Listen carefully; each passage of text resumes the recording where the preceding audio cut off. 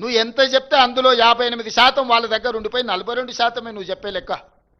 నా రూపాయలో నువ్వు 42 పైసలు నాకు ఇస్తున్నావు, నాకు అదనంగా నువ్వు ఇచ్చింది ఏంది? నీ నాయకులు ఎంతమంది వస్తురు?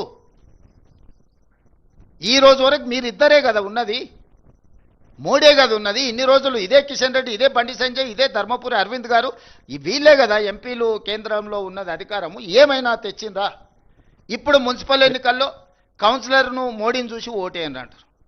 మోడీని చూసి ఓటేస్తే మన మోరీలో ఉన్న మురికి మోడీ వచ్చి తీస్తాడా? మోడీ దగ్గరకు పోయి అడగాలనా? మన గల్లీలో మన మోరీ నిండిపోతే మోరీని తీయాలంటే మోడీ వస్తాడా? పోనీలు పోదామంటే మోడీ కలుస్తాడా? చారాన కోడికి బారాన మసాలా అయింది ఈడ గల్లీలో మోరీ తీసుకోవడానికి మోడీని కలవాలంటే. అసలు గల్లీ ఎలక్షన్కు మోడీకి ఏం సంబంధము? మోకాలికి బోడిగుండుకి లింకు పెట్టినట్టు గుండు అరగుండు కలిసి ఈరోజు ఇట్లాంటి మాటలు చెప్పడం ఏమన్నా సమంజసమా? మోడీ గారిని చూసి ఓటేయమని బీజేపీ అడిగితే బీజేపీకి ఓటు వేయాలనా?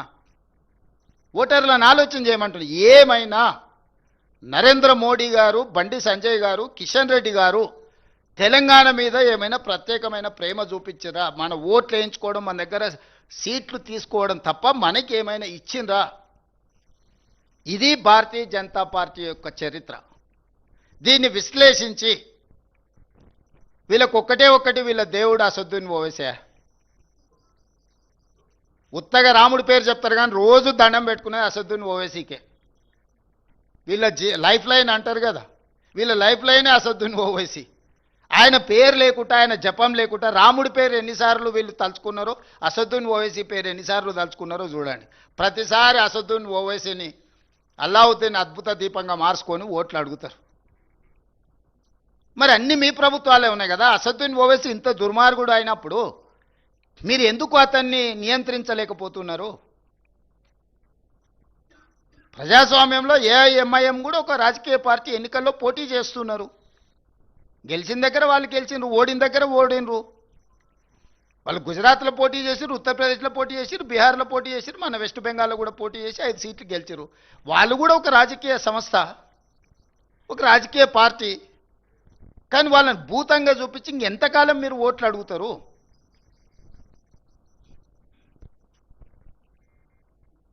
కాబట్టి కేవలం మత విద్వేషాలను రెచ్చగొట్టి కొన్ని రాజకీయ పార్టీల నాయకులను భూతంగా చూపించి రాజకీయ మనుగడ సాధించాలని ఆలోచన చేయడమే వాళ్ళ భావ దారిద్ర్యానికి పరాకాష్ట.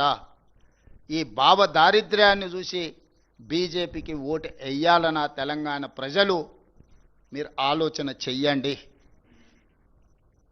ఇక రెండవ పార్టీ బీఆర్ఎస్.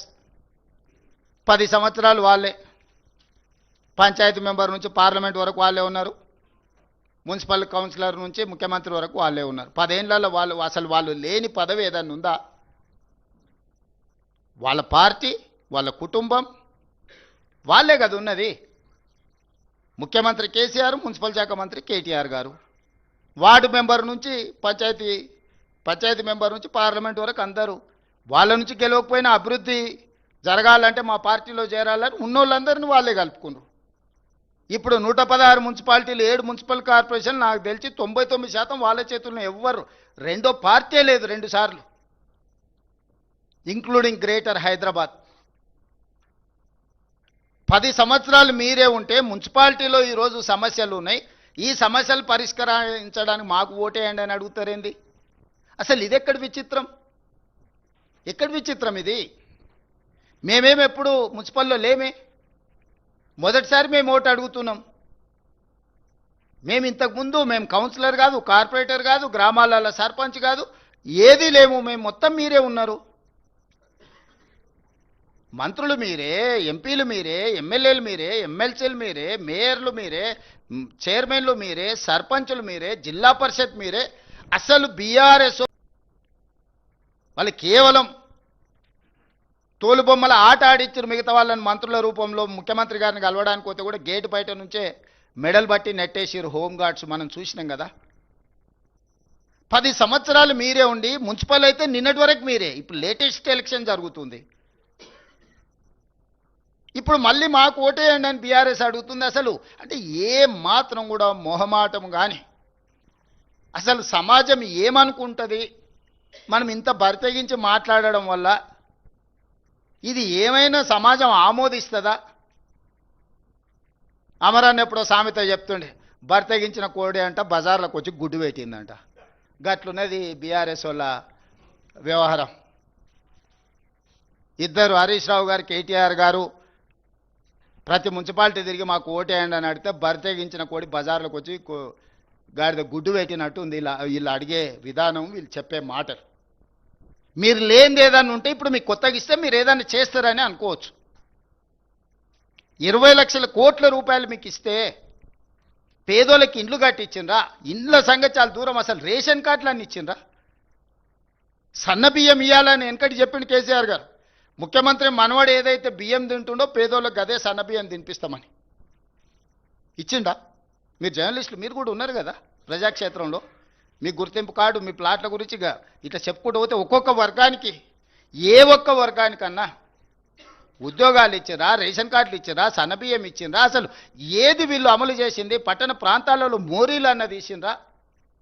వరదలు వచ్చి కొట్టుకపోతే కనీసం పలకరియనన్నా పలకరిచ్చిరా? ఏమీ చేయకుండా ఇప్పుడు మళ్ళొచ్చి మాకు ఓటేయండి, మేము ఇరగదీస్తాం పగలదీస్తామని అంటున్నారు. జరసేపటికి ఏంటన్నా ఒకరో ఇద్దరు గెలిచారు అనుకో. ఇప్పుడు కేసీఆర్ గెలిచిండు, ప్రతిపక్ష నాయకుడు అయ్యండి, ఎప్పుడన్నా సభకు వచ్చిండా? నాయకుడే అట్లుంటే కిందోళ్ళు ఎట్లుంటారు? రేపు వీళ్ళు వస్తారా మున్సిపాలిటీకి? ఆవు చేన్ల మేస్తే దూడేమన్నా గట్టు మీద మేస్తే అది కూడా గంటకే పోయి మేస్తుంది. 25 నెలలో 26 నెలలు అయింది, జీతభత్యాలు తీసుకుంటుండు, ప్రతిపక్ష హోదా తీసుకున్నాడు, క్యాబినెట్ ర్యాంక్ పవర్ ఎంజాయ్ చేస్తున్నాడు, ప్రభుత్వం నుంచి అన్ని వసతులు పొందుతున్నాడు. ఒక్కసారి కూడా సభకు రాలే. ఒక్క సమస్య మీద చంద్రశేఖరరావు గారు ప్రతిపక్ష నాయకుడిగా పని చెయ్యలేదు. ఇది మీ కళ్ళ ఎదుటనే జరుగుతున్న విషయం కదా. మిగతా వాళ్ళు వచ్చినా కూడా సభను ఎట్లా నడవకుండా అడ్డుకోవాలనే ప్రయత్నం చేస్తుంది తప్ప సభలో ఏమైనా విషయాలు ప్రస్తావించరా? ఇన్నిసార్లు శాసనసభ జరిగితే రేపు మున్సిపాలిటీలో అప్పితప్పి ఆడొగరు ఈడొగరు ఎవరైనా కౌన్సిలర్లు కార్పొరేటర్లు గెలిస్తే వీళ్ళు ఆ మున్సిపాలిటీలలో జరిగే అభివృద్ధికి వీళ్ళు సహకరిస్తారా? బీఆర్ఎస్కి అసలు అర్హత ఉన్నదా ఓటు అడగడానికి? 23లో అధికారం పోయి 24 పార్లమెంటులో గుండుసున్న వచ్చి 25లో సర్పంచ్ ఎన్నికలలో చావు తప్పి కన్నులొట్టబోయి ఈ పరిస్థితిలో అహంకారం, విషము, విద్వేషపూరితమైన ప్రసంగాలు, రెచ్చగొట్టే మాటలు స్థాయికి మరిచి చూస్తుంటే మా ఈగల్ టీంకు చెప్పాల్సి వచ్చేటట్టుంది. నార్కోటిక్ ఎనాలిసిస్ ఏదన్నా గంజాయి కానీ కొకైన్ కానీ హెరాయిన్ కానీ ఏమైనా కొట్టి మాట్లాడుతున్నారా వీళ్ళ మాటలు చూస్తుంటే అని. ఎందుకంటే హోష్లో లేకుండా ఉన్నోడు అట్లాంటి మాటలు మాట్లాడతాడు. హోష్లో ఉన్నోడు, ఈ సమాజం పట్ల బాధ్యత ఉన్నోడు, పెద్ద పెద్ద చదువులు చదువుకున్నా అనుకునేటోడు మాట్లాడే మాటలేనా? ఇలాంటి వాళ్ళకి ఈరోజు ఓటేయమని అడిగితే వాళ్ళు అడుగుతారు. ఎందుకంటే వాళ్ళకి దోపిడీ అలవాటు పడ్డది. ఏ రూపాయి కూడా ఇసుక వదలే, గాలి వదలే, నీరు వదలే, ఇండ్లు వదలే, ఏది వదలే. లాస్ట్కు భార్యాభర్తలు మాట్లాడుకునే టెలిఫోన్ సంభాషణలు కూడా వదలలే వాళ్ళ పైశాచిక ఆనందానికి. ఇదొక మానసిక రోగం, జబ్బు. ఇప్పుడు వీళ్ళు వచ్చి ప్రతిపక్షాలను